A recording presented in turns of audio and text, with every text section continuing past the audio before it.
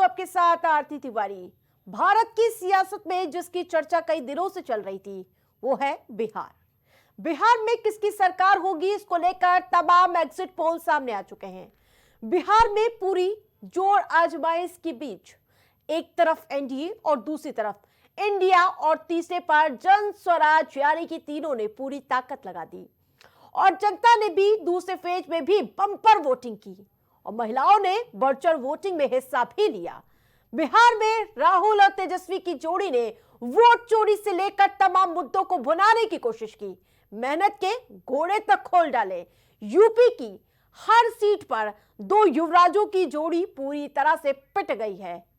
तमाम exit poll में महागठबंधन की भयंकर हार देखने को मिल रही है। जी हां, सबसे सटीक एग्जिट पोल चाणक्य स्ट्रेटजी का मानना है, लेकिन यहां भी एनडीए की बम्पर जीत होती दिखाई दे रही है।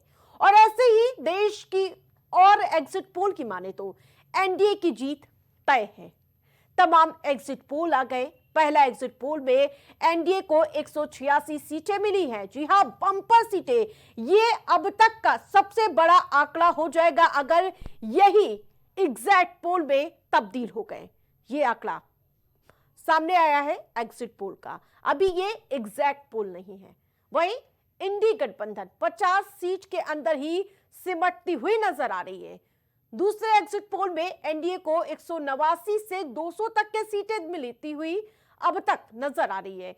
वहीं इंडी को 32 से 50 सीटों में समटा दिया गया, यानी कि 50 का आंकड़ा बहुत कम ऐसे एग्जिट पोल है जिसमें वो पार करते हुए नजर आ रहे हैं। वहीं अंदर के खाते में जो खबर सामने आई है, जिस प्रकार से अब तक ये जो एग्जिट पोल आए हैं उसके बाद सियासी खेमे में हलचल ला दी है।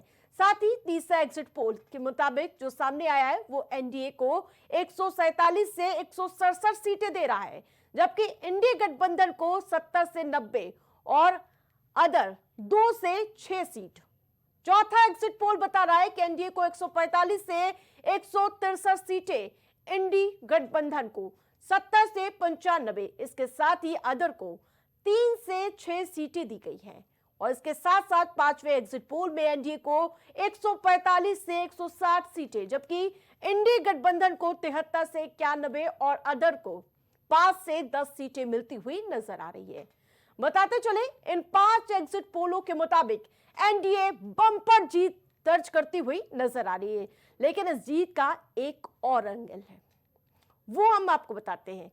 इतिहास गवाह है कि जब जब रिकॉर्ड तोड़ वोटिंग होती है तब तब सत्ता परिवर्तित होती है, यानी कि सत्ता में बदलाव होता है। लेकिन इस बार जो वोटिंग हुई है वो एनडीए के खाते में जाती हुई नजर आ रही है। लेकिन देखने वाली बात होगी कि 14 तारीख को क्या ये एग्जिट पोल एग्जैक्ट पोल में तब्दील होते हैं या फिर सत्ता परिवर्तन की राह देखने को मिलेगी। जम्मू कश्मीर में प्रतिबंध